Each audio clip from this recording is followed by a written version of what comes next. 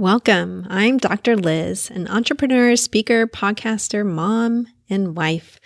This podcast is about hypnosis, but also about all kinds of ways to help you live your fullest life, to heal, transform, to play the long game and go after the joy. You can see more about me at drlizhypnosis.com. Hop over there to get a free hypnosis file to decrease fear and anxiety, or one to increase emotional stability. They're there just for you. I hope you enjoy the podcast as much as I do. Peace.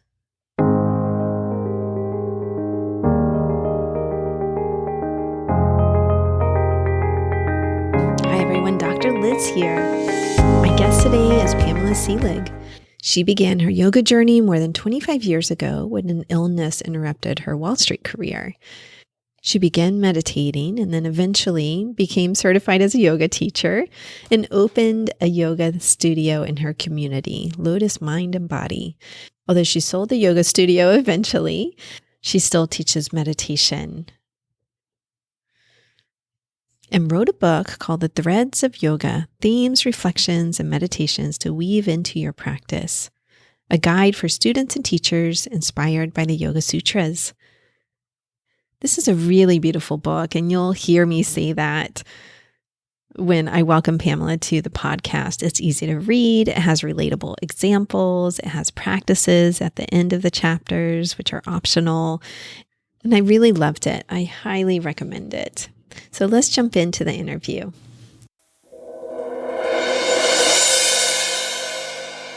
Hi, Pamela. Welcome to the Hypnotize Me podcast. Hello. Thank you so much for having me on. Absolutely. I loved your book, loved it. And I have read many yoga books because I taught myself for almost 20 years.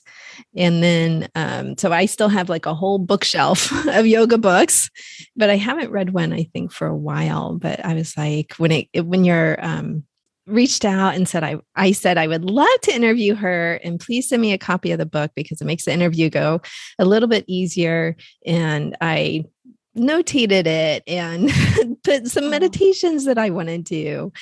And I love how you put like quotes to contemplate and the different practices in Savasana. So that was really unusual. I don't think I've really ever seen that in a yoga book before, honestly, and really loved it. I also love how it was broken into the different sections so that you talked about the yamas and the niyamas, and then also the chakra practices. So I felt like it was really comprehensive, but very relatable, very readable. So I do want the audience to know that. So how did you decide to write it? Well, like you, I've read a lot of yoga books and there's some great books out there, no doubt. But when I was a new teacher, so like 15 years ago, a while ago now, I was always looking for a book to help me bring in like the wisdom, the philosophy part that I think students really crave. And I really had trouble finding a book that just focused on that in, sort of manageable, accessible ways, how to teach this profound information, but in modern language. And then it sort of morphed over time where I had, so many friends and students who wanted to learn more than what you can typically hear or teach in a class. Like, I'd like to know a little more about this present moment awareness, or, why would you practice silence? And asking for books. And I thought there might be a need for that. So I decided to write it and thoroughly enjoyed the process, actually. Oh, wonderful. Wonderful. Yeah. Have you written before? No, not officially. I've always kept journals, and most jobs that I've had, I ended up being the person that would do the writing part. I've always loved to write, so it felt pretty natural. Okay. It's surprising to hear. A lot of authors will tell you, oh my God, it's the worst process ever, and it's so hard and all of this stuff. So I'm glad you enjoyed it. So you owned a yoga studio for almost 10 years, right? Yeah. Yes. Okay. I sold it in 2018. not realizing what was coming with the pandemic. So, Mhm. but it's still going strong. A good friend actually bought it, and she made it through the pandemic. So she's doing a great job. Yeah, amazing. I sold my yoga business in 2016, and when the pandemic hit, I thought, "Oh my, I am so grateful not to have a yoga business right now because it Mhm. was so difficult for people." Yeah, yeah. Yeah, absolutely. So, what was it like for you as a yoga student versus a studio owner? Well, I really started practicing yoga or more meditation back in the 90s. So it was a long time ago. And I had like many people, an illness that brought me to meditation. Mm, And, I really wouldn't have gone in that direction, I think, unless I was sort of desperate, and found that I loved it and never ever thought of teaching. mhm. Eventually got into the postures, which I absolutely loved. A spiritual practice that included movement was amazing to me. So And you as didn't the you year, didn't start with the postures.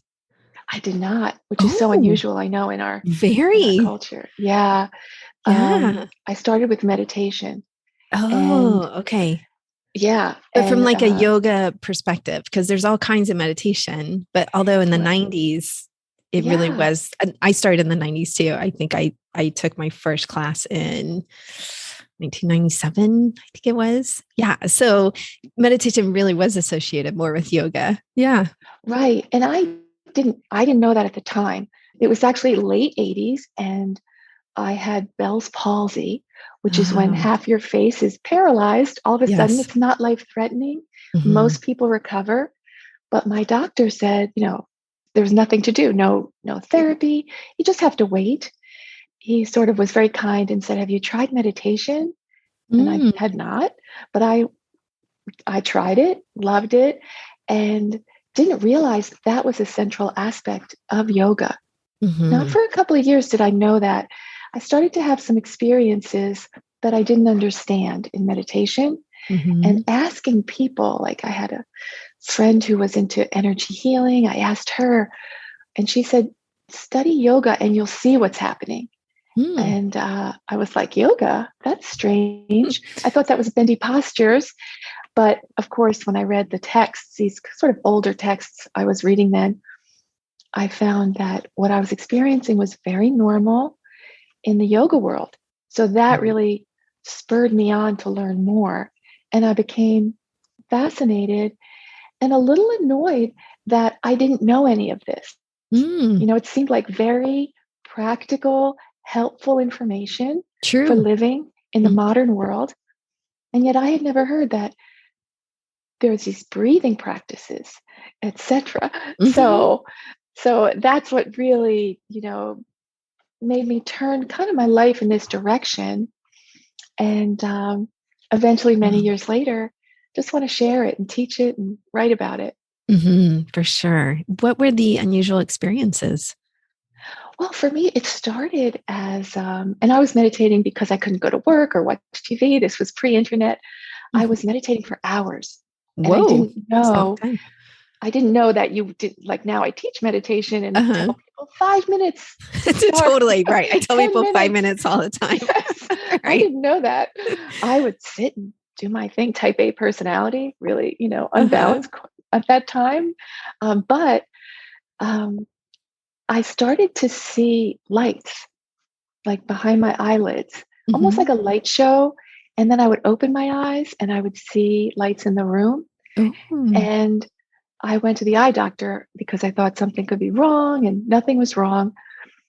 When I read about in these yoga texts, and I learned about prana and Hmm. how that moves and how you can, many people see it often, especially when a lot of meditation is happening. I started to hear sounds that were, at first I thought they were outside sounds, but they weren't. Uh-huh. I read Uh-huh. about them. So I knew that what I was reading was true because I was actually experiencing it. I Interesting. probably wouldn't have believed it necessarily if it wasn't occurring. And I learned how to sort of manage it, how to settle it down through Oh. postures, through breath. Uh-huh. That this was like scattered energy that was, I just needed to settle. So Oh, it was very fascinating and, a process over many years. yes, yes. And prana is really like energy in the body for people who don't know, listeners who don't know that yogic term. Yeah. Um, and that is really funny. Like actually went to the doctor and thought something was wrong. Yeah. Like what's going on Right. here? And And I remember when I explained to him, he like took his clipboard out and started writing notes. And I thought, oh no, he thinks I'm nutty. yeah. So, Well, when I read about it, it relaxed me. I was okay. yes. I'm sure it was reassuring. Like, oh, these Yeah. are pretty normal. I mean, not normal, Right. but these are It, experiences that happen in meditation with lots of meditation that aren't yes, necessarily abnormal. Yeah. exactly. Exactly. And that's really what I think about yoga is, as I've gone along my yoga journey, it feels like it is very natural. We may not know about, say, mantra, Hmm. but actually, we all sort of say things and repeat things to ourselves to calm ourselves down anyway. It's just sort of this Yes. natural. And then knowing a mantra, practicing mantra is just an organized way to do what comes natural. Even the poses, little Hmm. kids, you see, they run around and they do these postures naturally. They do. They hang off upside down off the side of the bed, when they're Hmm. goofing around because it feels good. And we Yes. just do that. If you do that as you know, get older, you get the same benefits. And it's just an Absolutely. organized way. Yes. Yeah. I wasn't in this yoga class, but one of my friends was, and she came and told me the story of the teacher said at the end of the class, we're going to say one of the most common mantras in the modern day. And he goes, Happy birthday to you. It was his birthday that Oh, day. It's like, oh, it's we great. do have these mantras that we don't recognize them as such, right? But they are Exactly. there. They are there. And absolutely often when I work with people in my private practice, we'll come up with a phrase that does help calm them down. And I'm always saying you've just got to find the right phrase. And that can become a mantra, quote unquote, that you Mhm. say, like, okay, everything is going to calm down. I will be okay. A common one is, well, even if this does happen, then I'm going to be able to manage through it. I'm sure I'll handle it because a lot of anxiety is created thinking you can't handle something or you're not going to get through it or even saying like, oh my god, I would just die if that happened, but Mhm. nobody does, right? Like when Right. it actually happens, it's like we actually have quite a firm life force going on in us that helps keep most of us alive. Yeah. So I yeah. I just read with the new year, there was it was the New York Times. One of the articles said uh, to pick a word for the new year, just a word, Mhm. not a word that you can like fail at, like diet, Yeah. but a word Right. that's sort of like a theme for the year. Yes. And I think her word was grow. Another one that was popular this year was slow, Oh. because I love that one. But it's Uh-huh. sort of like when I read it, of course, there was no mention of the word mantra, but it was like to remind yourself throughout the year. And I think words, phrases have an energy. Hmm. That's what yoga teaches. So when we even just say the word, we get that energetic vibration, affects every cell in our body, and Hmm. that's on a positive or negative. So we have to be careful what we say. So Absolutely. it's just bringing, I think, bringing awareness is really what yoga does, bringing awareness into our thoughts, our words, our actions Yes. eventually. And it's the Yes. practice of that. Yes, wonderful.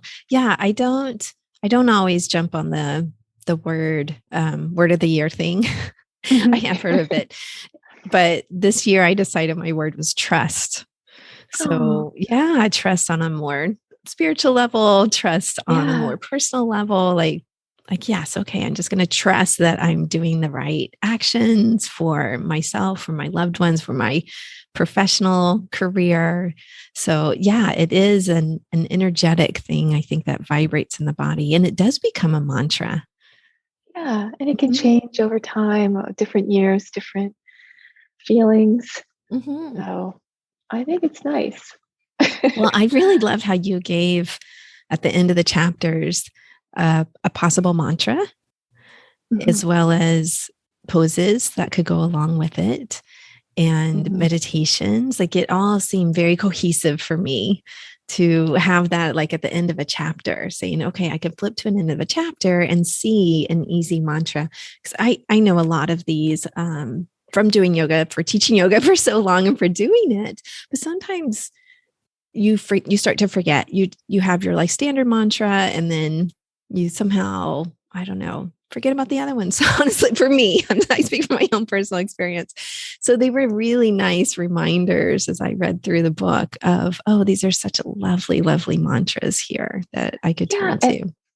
And I think I tried to make it so you can pick and choose. It wasn't like you have to do anything. We're all busy. Like I didn't want to write like a book that was sort of like, do this or add this to your schedule. Like, no, Yes. these are practices that as you're driving or as you're walking, and what feels good for you at this time. And you mentioned savasana, and I did put one in every chapter, which is a relaxation, a conscious relaxation, because I do think we all need more rest, and we all need help with that, because like you said, sometimes you forget. I think we're in this busy culture, and it constantly pulls us away from this quiet within. So Yes. we need to re-inspire ourselves and remember it's already there, but we just get distracted. So, Yes. and it's fun to be creative and find new ways and change it up every once in a while to remember that we have this quiet within, and there's different ways that we can reconnect. Yes, absolutely. Yeah, I was reading along thinking this is a really lovely book for teachers to be able to use in their classes, but also just to read it as someone who just wants to practice yoga or practice meditation or even just practice the rest savasana. Typically in yoga, we do the postures first and then we do savasana. But I was like, this would be great just for some rest, right? Right. Like, these are really wonderful.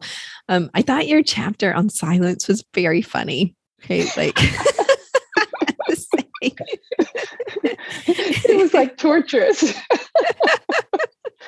And I have a very good friend who's been on, she probably goes twice a year to the 10-day silent meditation retreats. And when people ask her about it, she says, there's never silence. Okay. The mind never stops, right? She's talking about the thoughts in her mind. And so I thought it was really funny to see that reflected in your chapter on silence, how you went to this silent retreat and the thoughts were all there.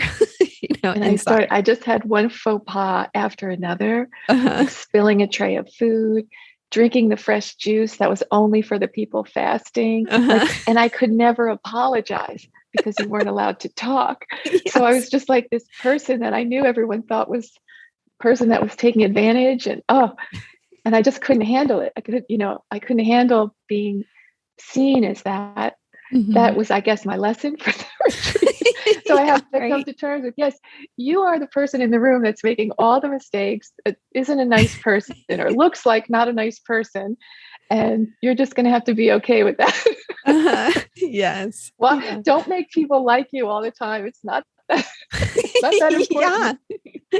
Yeah. A very big message for your ego. Yeah. It was. But it was torturous for those. The first 3 days were torture. And then when I realized I got the joke in a way, and then I could just rest and relax and notice my thoughts in a way that there was no external distractions, like in the real world, real life. It was transformative. What I was amazed at was how immature my thoughts were. When I really watched them, the judgments I had of myself and others seemed very immature, which I just would not have realized. I didn't realize how much I was seeking approval and judging others. And when I realized that, I just took a breath and thought, wow, that is a lot of wasted energy. There's Yeah. nothing, Yeah. there's no benefit to judging others or seeking approval. It's just wasting your life force. So Mhm. that helped me so much. Of course, there was a ton to work on after that. It's not like I stopped Yes. judging or stopped Right. seeking approval, but at least I knew I was. Yes. And then I could start to notice and then maybe start to adjust. So it was Mhm. so helpful, but Mhm. it was it took a while. It definitely Yeah. took a while. And I think that is a common experience, that often that inner critical voice is from adolescence, or sometimes, I mean, sometimes in my practice we'll work with the different voices, and there's the small child voice that often is wanting comfort or some kind of structure or direction. And then there's the adolescent voice that generates all of these thoughts and often actions. And then we have that grown up voice, but sometimes it's that grown up voice isn't well developed. And so we've got to like tap into it and say, okay, what would my grown up self do here to even comfort my adolescent or my inner child? And I think it Mhm. is very common to feel like, oh, those inner voices are just so young. Like, what am I doing? Right. Yeah. Even though I'm in Surprising. a like 40-year-old body or something, it's like the voice that's driving everything is 13. Yeah. Mm-hmm. And I think it's so powerful when you gain that awareness, whether through hypnotherapy, forms of meditation, being silent. I think yeah, it's just amazing. I guess that self exploration, know thyself, Yes. um, Yeah. looking within. If we don't make the conscious effort, I think you go through life without ever. Most people go through life without ever, stopping, taking that breath, and turning the attention inward. Mm-hmm. That's I think it does take conscious effort for mhm. someone to say, okay, I am going to do that. I know it takes conscious effort for myself. Like I track my meditation, and tracking it helps me actually do it because I'm very check mark driven. Right. Like I like to check Mhm. off the box, but it actually does help me then go inside and take the space. But it is an absolute conscious effort that people have to make. Absolutely. I agree with you there. And for me, to me, that's what yoga is, the practice of Mm-hmm. going inward and becoming more aware. And I felt that a lot of people don't know that that's what yoga is. For sure. For sure. And the Even my past, husband, I was talking to him about the book yesterday, and we've been married 3 years. oh, So, yeah, he's the second. And I call him the newish husband. But it's really like 3 years, not that new anymore. But he was saying, "Oh, I think yoga is just like an exercise system to stretch your body." And I was like, "No, actually, it's a lot more than that." But I think to even him being married to me, but he's never really been married to me as a yoga teacher, but it's still very much part of my life. I still practice several times a week. But all of this stuff, even being married to me, he didn't have this awareness that it is very much an inner practice, a spiritual practice. It's not just the physical. yeah, that's really the driving force of the book, was to help people understand that. And the postures, I don't want to discount those because they're important. I mean, for a lot of Oh people, yeah. that's the first time they feel that embodied awareness within the body. Yes. They bring their attention into the body out of the thoughts. So Yes. it's a great way to become aware of doing these postures. That's not why you don't do the postures to get flexible or to get stronger. That does happen, Hmm. but you do the postures to quiet the mind Hmm. and tap into that true nature, as the Yes. ancient texts call it, to Yeah. tap into your inner true nature.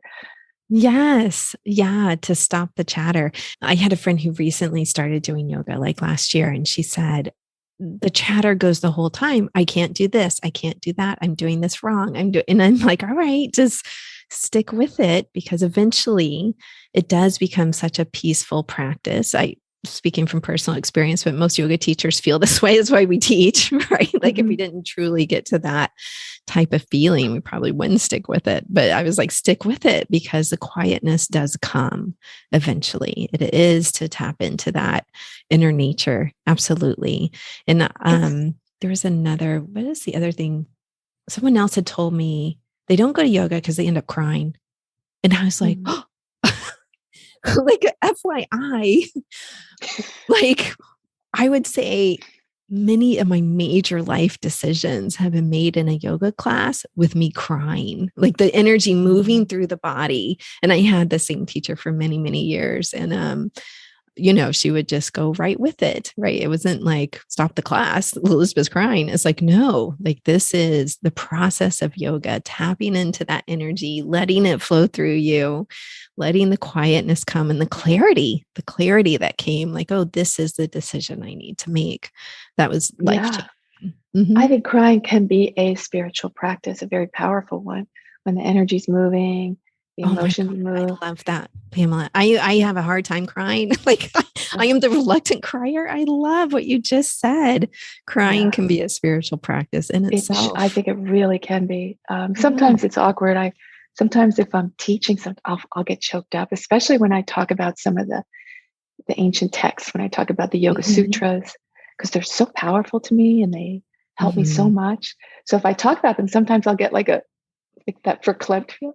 Yeah. And I could see my students get awkward, and I'll say, don't worry. Sometimes when I touch truth, when I get close to truth, for me, it feels it's a choked up feeling. That means I'm getting below the surface. So I'm not afraid of it anymore. So if I start crying, it's okay. Beautiful. But I try not to do it. I did do it on one podcast. No, occasionally I cry on my own podcast. So that's good. I used to edit that out originally, and I'm like, I'm not editing that out anymore. That is an important process for people to hear. And it's funny because those are sometimes the most commented on episodes. People will be like, I heard you cry. It touched my heart so much, So right. You can't fake that. And it's, when you care about something. And I think in our culture, showing emotions has been looked down upon. It's getting better, but you got to have that stiff upper lip, and you can't show emotions, especially at things like work and I don't think that's a great idea. Like who made that rule? Yes, agreed. No, I think things are changing, and I think we are the ones that can change that. Yes. And I think everyone can. It's just part of. Yes. Yeah. It's funny because the thought that ran through my mind was like, particularly as women, but then it's like, no, actually, particularly as men, like both, both genders.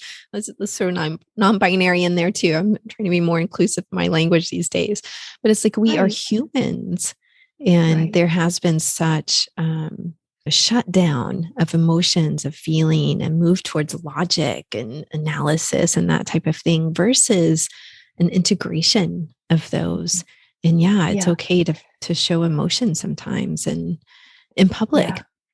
It's true. It's the natural process coming out of survival mode, expanding our emotional abilities and just feeling safe. I think it's just part of it. And I know that we're in a negative time and it feels very chaotic right now, but I feel a lot of hope. I feel like the change is happening, and we are all, there is an expansion, and there's many resisting that, it's because status quo is safe. But I do think it's going to happen. It's too late. We're all expanding. That is get true. on board. Yes. Yeah. You mentioned, I don't know. I have some notes here, which is why I'm looking to the left. I remember you mentioning the different ages. I think it was near the end of the book, the ages that we're in. And we're in an age, I don't know how to pronounce it, but you probably know since you read the book. Right. That a yogi had predicted hundreds of years ago or something. We're in a new age, thousands of years ago. Okay. What's the age that we're in? Well, it's kind of a little bit debated. So I sort of followed this one teacher, Swami Sri Yukteswarji, and he's a well-known, he's from, I guess, the last century. He died, but he was an astronomer, considered an Indian saint. And his calculations have us coming out of, and I probably will mispronounce, so I apologize for the Sanskrit pronunciation, the Dwapara Yuga, and moving into what's called the Golden Age. So there's 4 ages in one cycle. Okay. One cycle is about 24,000 years. So it's the precession of the equinox. So, we're coming out of Pisces, moving into the Age of Aquarius, which will last about 2,000 years, each one. So we have 12 signs of the zodiac. Or constellations. So going around each signs of the zodiac is one precession of so that's one age in the Yuga calendar. As well, that's when in many indigenous cultures, they use that same calendar, where we are, the planet in the universe. So in that one Yuga, 24,000 year period, there's 4 stages. One is considered the Golden Age. And that's when people are able to expand their consciousness and awareness. The light is more perceptible. The Kali Yuga, which is the dark age, is when things are bad and it's hard to meditate or feel connected to source. According to Swami Yukteswarji, the darkest time of this current Yuga was 500 AD. So we're coming out of it, moving rapidly, expanding our perceptions, which is when people become interested in these topics. That who am I?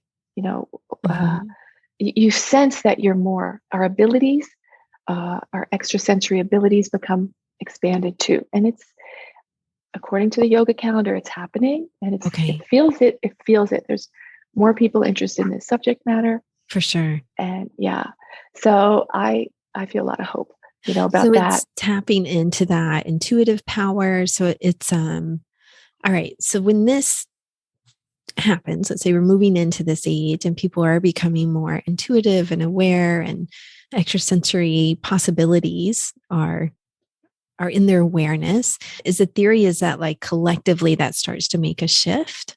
Exactly. The whole collective humanity, we move as one. So we are taught history is linear, but it's different in the yoga teachings. It's circular, that there have been other ages with high technology. Like, for instance, we all look at the pyramids, there's in Egypt. It doesn't really make sense if we're talking about a linear kind of development of humanity. True. They're now finding all around the globe pyramids everywhere. They don't make sense. There's too many anomalies. Apparently, there was some advanced civilizations prior. So that would make sense if you're in line with this sort of thinking, that there are yugas, because it's all of our senses, all of our abilities, including our intellectual abilities, expand in the golden ages and then go dark again. It's part of our the wheel. Interesting. It's the wheel that we're on in this realm, and that's a Buddhist term. Yeah. Okay. So fascinating. I had a friend who was training in traditional Chinese medicine years ago, and she talked about the concept of time as circular, is all around us. She's imagine a bubble, versus in the West, we often think of time as linear. There's the future and we point ahead of us, and there's the past and we point behind us. Or it's always a fun party trick to go point to your future and your past, left and right, and see what people do. Yes. Right. But she did talk about it as this other concept of this circular time. Right. So it's a slow kind, obviously 24th, the Age of Aquarius is a different age. Pisces was considered more masculine energy, not in a sexual gender way, just more what would traditionally be known as masculine energy. Aquarius moving into more feminine type energy, more nurturing, more creative, less logical, analytical, that sort of difference. So it's, very slow process because it's over 2,000 years. But it's interesting to know that, not that yoga doesn't teach anything that you have to believe this is true. Mm-hmm. These are just ideas from this time Mm-hmm. and this philosophy, and it's food for thought. You don't have to believe in anything or have an opinion. It's just expanding the ways we think about things. And linear Mm-hmm. thinking is very helpful, in terms of getting things done and functioning, Mm-hmm. practical. But it's Showing up for really, your yoga class, right? Like it's that's very linear thing, helpful like it's at tool. 3:00. Yeah. Just like our mind and our thoughts are very helpful. Yoga is, according to the ancient texts, the quieting of the mind. Mm-hmm. That's what yoga is. The Yoga Sutras tell us. And the mind's not bad, though. Thoughts aren't bad. It's just what we're taught in yoga is that they're not who we are. And if we don't know that, Yes. we think I'm a body and I'm a Mm-hmm. mind, my Yeah. thoughts, and that's me. Mm-hmm. And yoga says if you think that, it's a great tragedy. You have a body, you have a mind, but when you quiet the mind, that's when you can know who you truly are, touch your true nature, your true self. And if you never do that, if you don't know enough to do that, you can live your whole life without tapping in. And then you over identify with the mind. You look for happiness in all the wrong places. You don't Mm-hmm. understand why you're never satisfied. It's the spinning wheel. It's not easy to quiet the mind because our whole world is our senses, everything's making us look outward to the external. And Mm-hmm. yoga says, wait, like a turtle, go inward. So it's like against everything we've ever done. And we're not going for quieting the mind totally, just quieting it down, quieting it down. Over Mm-hmm. time, yes, it will quiet. But if you think of that, it can be discouraging. It's just quieting it down a little bit with these practices. And it really does change everything. And to me, it's so simple, not easy, but it's so simple. And so many people just have not contemplated that just because it hasn't been offered, Yes, which is really true. sad. Really True. sad. That's true. Yeah. Or they do tend to focus on the physical, like I can't touch my toes, so I shouldn't go to a yoga class, which is, Mm, any yoga teacher will tell you, well, that's why would you go to yoga class? Like, not just to touch our toes. That was my point, is to like there's so much more there to it, yeah. to quieting the mind, to picking up on the spiritual practices, to tapping inside to the sense of essence that's not the body and not the mind. Like, who are you truly, your essence? And being able to get a sense of that, I think that is really difficult for people. Or Mhm. often we're so focused on productivity, like I am what I do. Like, I have to be productive to be worthy or to feel anything. Whenever I hear that from someone, I'm like, oh, that's so sad. Like I grew up that way too, feeling like that, very much Anglo-Saxon work ethic, I'll call Yeah, it, me too. the Quaker work ethic or something. But as I begin to practice yoga, move into yoga, do my own emotional work, whether that's on the mat or off in therapy and hypnosis and that type of thing, it was tapping into to a sense of myself as worthy, period. Tapping into that sense of essence, though. I mean, someone can tell you that. I had a therapist tell me that, actually, my beloved therapist that I saw for many, many years. And she said, well, you're worthy just simply by being you. Like, you don't have to prove anything, do anything. And I was like, what? Like, Yeah. I don't think so. But when you do begin to do some of these practices, you are able to tap in, speaking for myself also, apparently your experience, you are able to tap into like, oh, I do have an essence. I do have a worth, even though I am just here being quiet, contemplating, Mhm. tuning in. I don't have to do to prove any of that. It's okay to just be. Mhm. And I think for me initially, years ago, if someone told me that, I don't think I would have believed them, that Mm-hmm. there's this stillness that's so fulfilling and within. But when you actually experience it, like through savasana, where you lay down and the teacher says, relax your toes, your ankles, and they literally walk you through your body as you're relaxing each, then focus on your breath. Notice your thoughts. Let the thoughts float by. Probably this is, I'm not a hypnotherapy expert. You are. But Mhm. isn't that basically going into that similar state Oh, yes. and touching for yourself, experiencing for yourself this this quality, this nature, this within you, what's there. Now Mhm. that's a lifelong journey of that experience. But when you even just get a glimpse, and that may happen in a yoga class at some gym, Mhm. it's the weirdest thing. But when a teacher walks you through, takes 10 minutes, and then and you come out. I, I mean, the first time it happened to me, I stumbled out of class. Like, what Oh, was that? yeah. And that's not unusual, even for brand new yogis, Yes. beginners, to have an experience for themselves, because it's very hard for someone. Again, especially when you're brought up in this country, you're educated, you might not Mhm. believe what people tell you. There's a lot of stuff out there, but yoga is the practice of experiencing it for yourself. You don't have to believe anyone. Experience for yourself. Do these practices for yourself. Um, Yogis kind of promise these ultimate stages of realization that are really crazy. Really, like we all have superpowers if you believe these texts. Uh-huh. You don't have to. True. You Yeah. don't have to believe it, but practice for yourself and see the real applicable practical benefits in your Mhm. life. It's amazing. Mhm. True. Well, I think that's a good note to end on. And could you tell people where to find you and where to pick up the book? And the name again is Threads of Yoga: Themes, Reflections, and Meditations to Weave into Your Practice by Pamela Seelig. Oh, thanks. Well, it should be on Amazon and in any bookstore. And my website is my name, PamelaSeelig.com. Everything's there about classes and the book, etc. So thank you Okay, so much. great. Yes. And that's a double E, people. SEELIG.com. Pamela before it. Pamela, are you still teaching?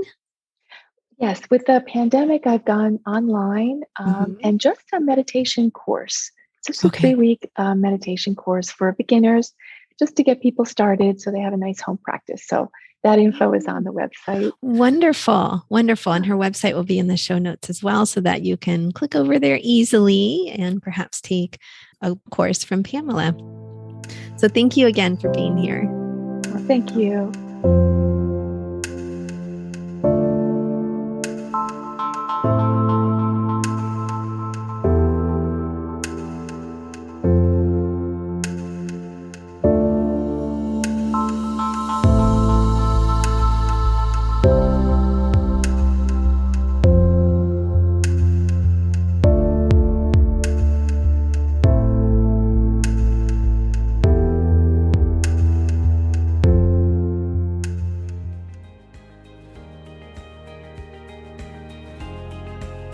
I hope you truly enjoyed today's episode.